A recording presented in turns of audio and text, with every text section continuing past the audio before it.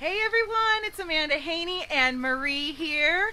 Marie's also part of our remote team at Meyer Hatchery, and she's invited us down to her farm today.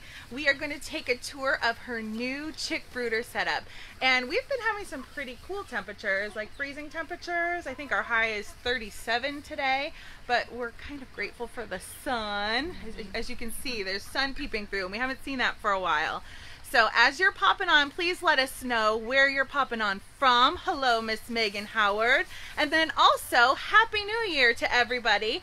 If you have made a goal for this year, I would love to hear your poultry goal for this year. So plug where you're popping in from and your 2019 poultry goal for this year. I know mine is to get a few new breeds in my coop.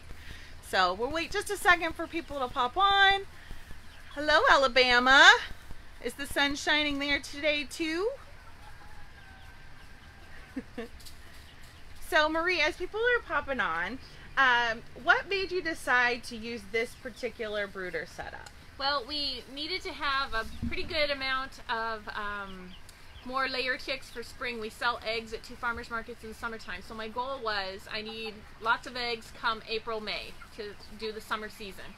So, and we didn't have a barn where I could put about 100 or so new baby chicks. So we decided to build this high tunnel to give us a little bit more space under cover away from rain and cold, and then use the Ohio brooders, which we'll talk about later, to keep the chicks warm while they're real tiny. So it's been working pretty well for us. I'm pretty happy with it, and we'll talk about a little bit more in detail in a minute. Okay, and so for your high tunnel, did you buy it like plans? Did you buy a setup and assemble it yourself?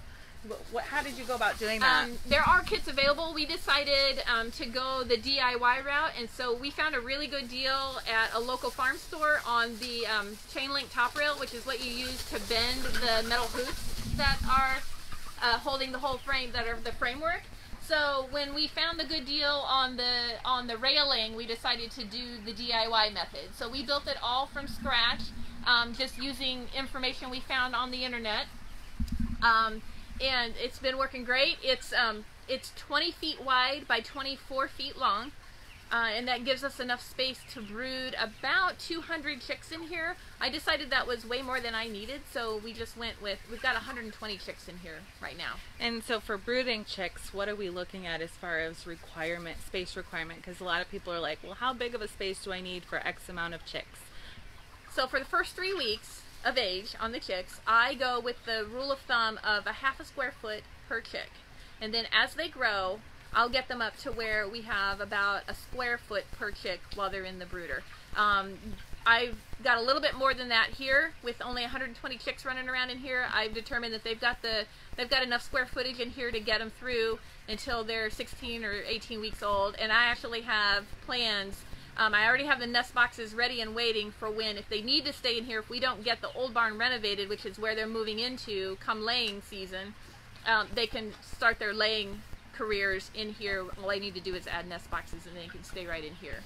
Okay, well, I'm going to do a little pan out so everybody can see kind of where we're at. So there's the entrance door. I'm going to do a little circle here, and then we're going to talk about where your chicks started when they first arrived. Yeah, so they started day 1 in here.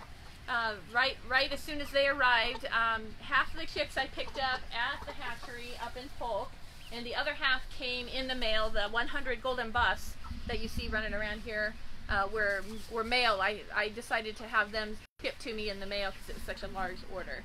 So we brooded them in these Ohio brooders. These are these wooden boxes that you see in front of us here. And I have 2 different sizes. These are homemade Ohio brooders. You can just Google that and find the directions on how to build those. But basically they're upside down boxes with electrical outlets on opposite ends of them. And they're elevated about 6 inches off the ground so the chicks can run in and out and get the warmth they need. There's 2 electrical boxes that will power your high wattage heat lamp bulbs. And they just hover in and out. The first one that we built is this 3-foot square one on the right, and then later on we built the 4x4. The 3x3 I used successfully last year, and it'll brood up to about 50 or 60 chicks, but since we were doing twice that number, we decided to build a second one, and we made the second one 4x4 just because we had the space, and that'll give us some extra capacity as the chicks grow, or if we ever wanted to brood more than about 120 or so. That's pretty neat. And so how do you, I know temperature is super important, especially with newly hatched chicks, because without their feathers, they're not able to regulate their body temperatures. Sorry about that, guys. Ways that you guarantee or ensure that your brooders are warm enough for those little ones? Well, I start out with 250 watt bulbs in each of the brooders. So there was two 250 watt bulbs, and I can raise this so you can get an idea inside of what we've got here. You can get a picture of the inside. This is the 3x3, and you can see there's just two heat lamp bulbs in there. And right now, I started out with 250 watt bulbs, but now I've backed them down since the chicks are now, the youngest ones are 9 weeks old, and so I only have 125 watt bulbs in here. So they are a little bit lower temperature now since they're fully feathered. But when they were babies, newborn babies, I did have 500 watts in each of the brooders to make sure that they stayed at that 95 degrees for the first week. And then as you can see, I've added bricks underneath, so as you raise the Ohio brooders, that will also lower your temperatures as your chicks grow. So they're fully feathered now and really only need the heat at night. So they do still come on at nighttime. They're off right now because it's plenty warm in here. So do you have them set on like a Christmas light timer? They actually are on a temperature controller. That's this over here. And again, you can find these online. These little, I got this on Amazon. There goes the herd. I got this little controller on Amazon, and the brand name is Century. And what it'll do, this will power on when the temperature gets below 60 degrees, and it'll kick off when it's warmer than 60 degrees. It's got just a room temperature. It's hanging out here in space. This is the temp probe. And so it's monitoring the room temperature and not necessarily the brooder temperature under there. So when it gets 60 degrees and the ambient temperature out here, they really don't need heat under there. Wow, and I'll tell you, I have a sweater on, and I think it's just under 37 degrees, and I'm kind of sweating. Yeah, in here it's getting to be, well, let's see. The temperature right here is 74 degrees, yep, according to our little display. And right for here. us in Ohio, that's very warm, almost summer temps. Well, we've got the sunshine, and we're in a big plastic house. So, yeah.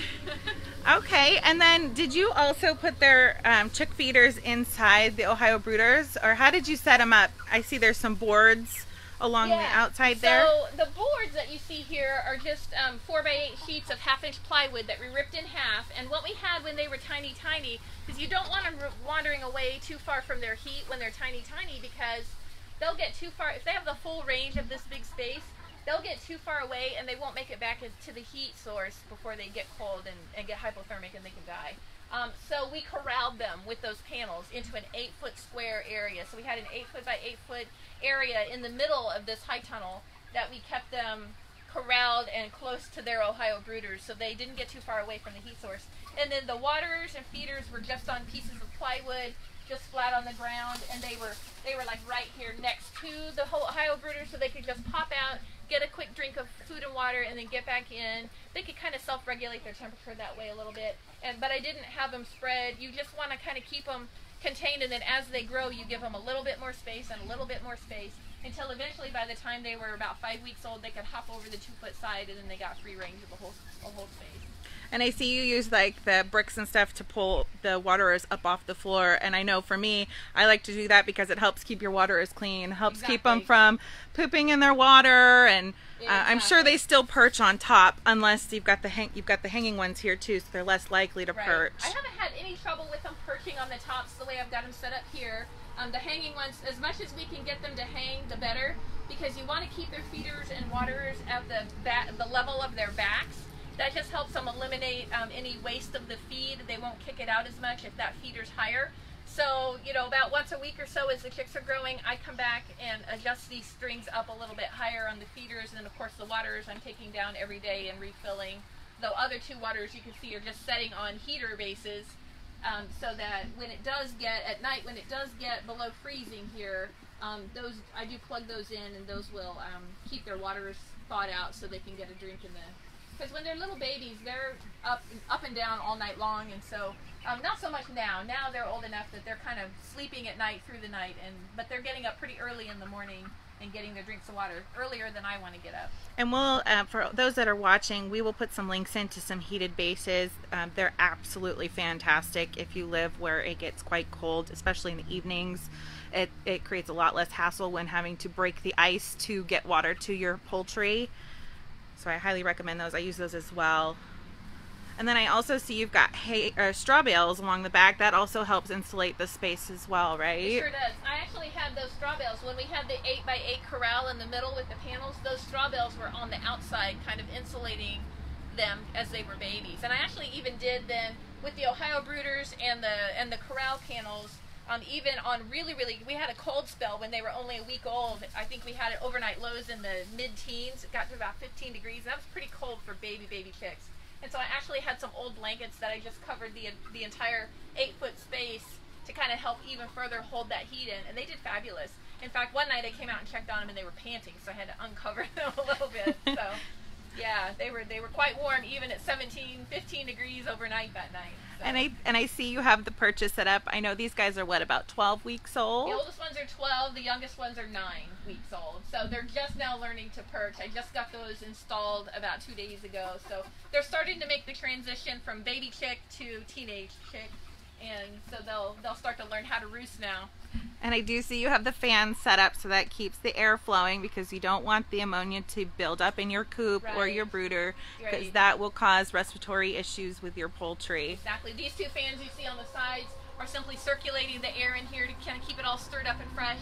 And then the one you can see that's running currently at the end is an exhaust fan to exhaust excess heat and humidity and fumes and stuff as smells build up in here, because there's a lot of chicks in here. And how many are in here, Miss Marie? We have 120. Oh, just 120. Hey, if I could have squeezed more in, I probably would have, but my husband said that's enough. Prime example of chicken math, people. Absolutely. Okay, so let's talk about some of the breeds. I know you said you sell eggs at local farmers markets, right. And so you chose some breeds that you feel lay best. So what breeds do you have in here that are your awesome layers? So my awesome layers are the 100 golden buffs that we have, which are the little the red chicks with the light tails. Those are a hybrid layer that lays a phenomenal large brown egg, and they are just terrific layers. I've had golden buffs now for about 3 years, and they're what I call my base. They will just really crank out the brown eggs for us, and they're a nice size egg, and they're a prolific layer. My current golden buffs that are adults have been laying all through the winter for me this winter so far. They haven't even stopped to molt yet, some of them. So they're so that's why you see so many of the golden buffs running around. And then I got some what we'll call designer breeds, some of the fancier ones. I've got about a half a dozen of the black copper marins running around, which are the black ones that you see over there underneath the roosts. Those will lay a darker brown egg, which people ooh and ah over when they see them in the cartons at the farmers market. And then I've got just a few fun, pretty birds. I'm a big fan of the Americanas, so I've got a little black Americana guy over there, a blue Americana. He ended up being a black instead of a blue, but that happens with the blue breeds. And so I've got his sister's running around here too. She's a splash. So I've got a pair of those running around, and then let's just upset them here and see what all we've got. They're all hiding from the camera. Yeah, they've decided we're scary. So let's see what we got here. Get all the pretty ones out. There's some. I got Rhode Island Reds. They're also a great brown layer, a brown egg layer. So there's about a dozen of those. And this little white one that you can see there is a white Cochin. So that'll be a fun little breed. I think that's a little rooster there. Looks like he's developing his wattles and getting a little bit bigger. So I've got about 20 or so that are a little bit different than my base layers. There's my little blue splash Moran. Yep, little blue splash over there. And I will say the golden buffs, we are now offering a free shipping option with those. They are hatched at the same facility as our broilers. And so if you would like to get the free shipping option, you need an order of 25 or more for the same hatch date, and you can combine broilers and golden buffs, or you can just do golden buffs to meet the 25 minimum to get free shipping. We also offer them in-house to where you don't have to have so many in your order if you are not set up to have 25 birds. But it's another great option, especially if you need some really good powerhouse layers in your flock. And then I had a couple questions from some chatters. You'll have to get your tool out and show them, but somebody asked, do they ever poop on top of the boxes? Oh yeah, they do. Marie has a very, very fancy tool for this issue. High tech. It's called a scraper. So about once a week I'll go and scrape off the tops of those, because yes, as they get older, it's warm here because some of the heat is coming through the top here, and so as the chicks get older, they'll learn that this is a warm spot to sleep at night. So I come out here early in the morning and there's chicks all around the top of this too, and so yes, of course. But for you all, I cleaned it up just an hour ago with a scraper. As soon as I walked in, she says, there's poop. I said, oh good, that means there's chickens. And then we had somebody else ask what you're using for bed.